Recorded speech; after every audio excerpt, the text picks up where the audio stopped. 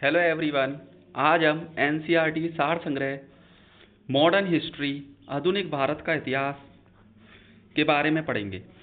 तो आज हम सबसे पहले यूरोपीय कंपनियों का आगमन के बारे में पढ़ेंगे।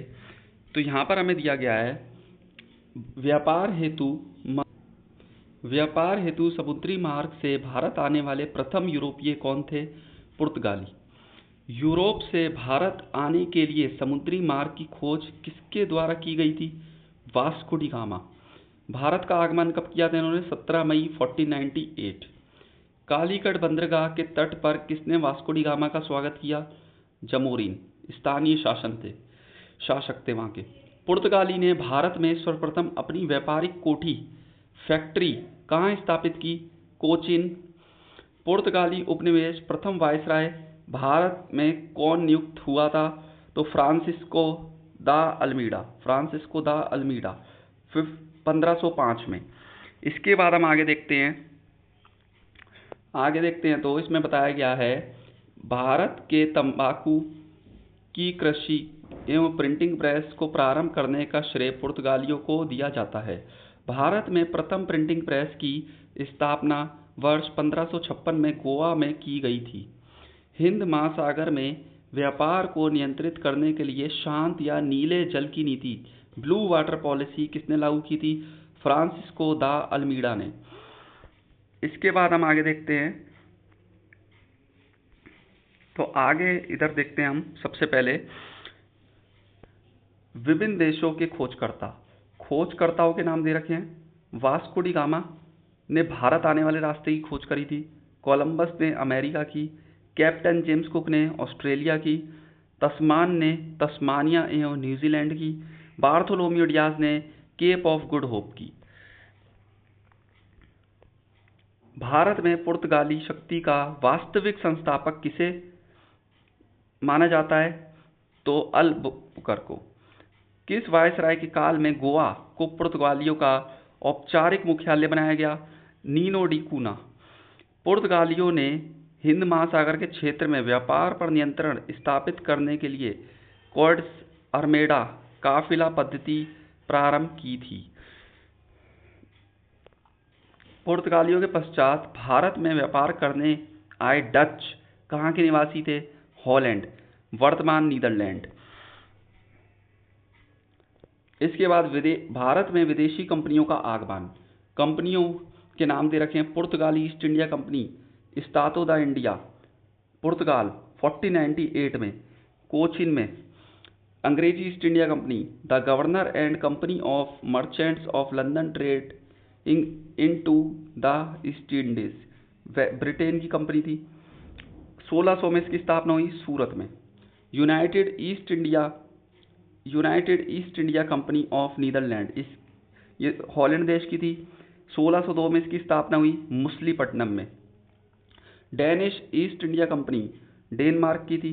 1616 ईस्वी में त्रावणकोर में इसकी स्थापना हुई। फ्रांसीसी ईस्ट इंडिया कंपनी द इंडेस और ओरिएंटलेस फ्रांस 1664 में इसकी स्थापना हुई। और ये कहाँ पर हुई? इसकी प्रथम फैक्ट्री कहाँ लगाई गई? सूरत में। इसके बाद यूरोपीय कंपनियों का भारत में आगमन का क्रम है। सबसे पहले पुर्तगाली आए, फिर डच आए, फिर ब्रिटिश आए, फिर डेनिश आए, फिर फ्रांसीसी आए, फिर स्वीडिश आए।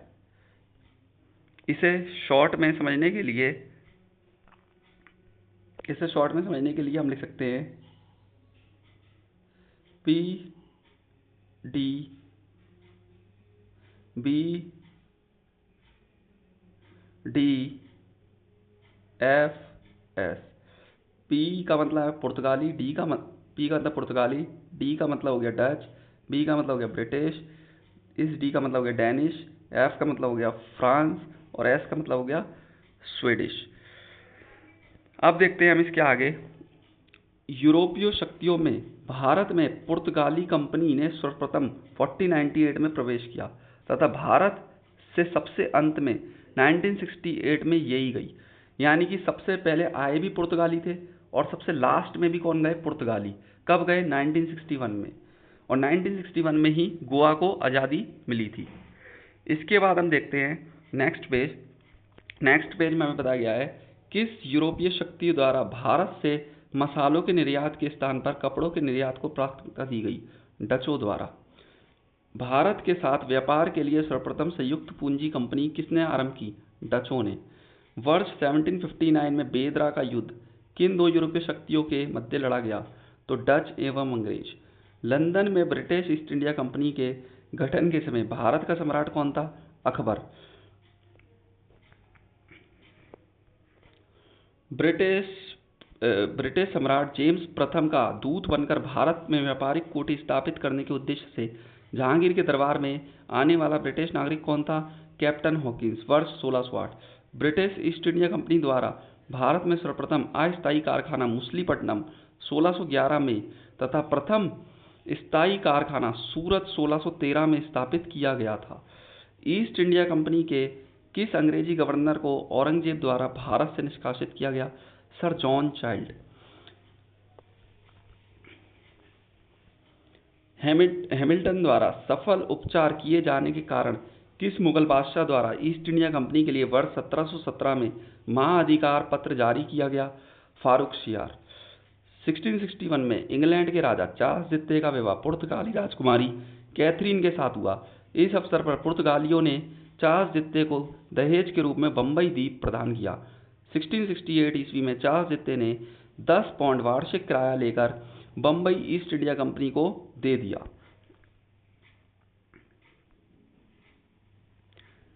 अब यहाँ पर हमें प्रमुख शहरों के संस्थापक हैं, जैसे कलकत्ता जो शहर है उसका संस्थापक कौन है? जॉब चरनॉक। मद्रास का कौन है? Francis day. नई दिल्ली का कौन है? एडविन लुटियन व हर्बर्ट ब्रेकर। बम्बई का कौन है? गेराल्ड अनिंगर। ठीक है, इसके बाद हम आगे देखते हैं। तो आगे इसमें हमें दिखाया गया है यूरोप वासियों के लिए सर्वोत्तम शोरा और अफीम प्राप्ति का मुख्य स्रोत क्या था? बिहार। वर्ष 1664 में फ्रांसीसी कंपनी की स्थापना किसके प्रयासों से की गई थी? कॉलबर्ट। फ्रांसीसी कंपनी की स्थापना किसके कार्यकाल में हुई थी? लुईस 14। फ्रैंक कैरो के द्वारा भारत में प्रथम फ्रांसीसी फैक्ट्री की स्थापना कहाँ की गई थी? सूरत 1668। फ्रांसीसी गवर्नर डुप्ले ने पहली बार भूज क्षेत्र अर्जित करने के उद्देश्य से भारतीय राजाओं के विवादों में भाग लेने की नीति आरंभ की थी। फ्रांसीसियों द्वारा फोर्ट लुई नामक किला कहाँ बनवाया गया था? पांडिचेरी में। पांडिचेरी का प्रथम फ्रांसीसी गवर्नर कौन था? Franco Martin. पुर्तगालियों को सोली के स्थान पर किस अंग्रेजी अधिकारी ने पराजित किया? Thomas best. वांडीवाश के युद्ध 1760 में अंग्रेजों ने किसे पराजित किया? फ्रांस को। कर्नाटक का युद्ध किनके मध्य लड़ा गया? अंग्रेज व फ्रांस के मध्य। प्रथम कर्नाटक युद्ध किस संधि के माध्यम से समाप्त हुआ? एक्सला शैपल की संधि 1748 ईस्वी। अब हम कर्नाटक युद्ध देखेंगे। तो कर्नाटक युद्ध में सबसे पहले क्रम दे रखा है। प्रथम कर्नाटक युद्ध हुआ था 1746 से 1748। प्रमुख कारण इसका क्या था? ऑस्ट्रिया के उत्तराधिकार का युद्ध। संधि क्या थी? एक्सला शैपल की संधि 1748। और इसका परिणाम क्या निकला? अनिर्णित, मतलब इसका कोई भी परिणाम नहीं निकला।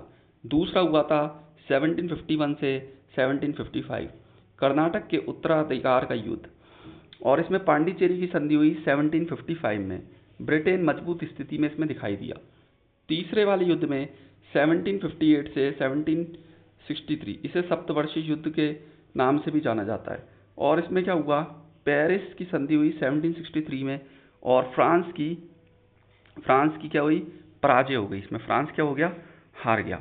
इसके बाद अंग्रेजी कंपनियों का नाम governor and company of merchant of London trading into the East Indies रखा गया। तो आज के लिए बस इतना ही। आज हमने page number 1 and page number 2 complete कर लिया। इसकी नेक्स्ट वीडियो में हम आगे का पढ़ेंगे। तो थैंक यू सो मच।